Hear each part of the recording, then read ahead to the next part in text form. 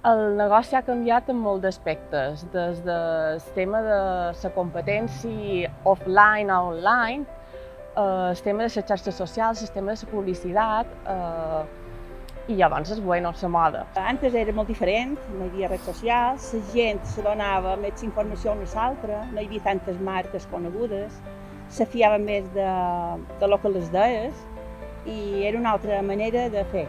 I no hi havia tanta competència, o sigui que les coses eren bastant diferents.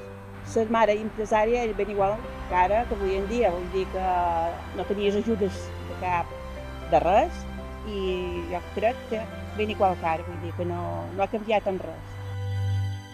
Som dones emprenedores i lluitam per la no discriminació en qüestió de sexe.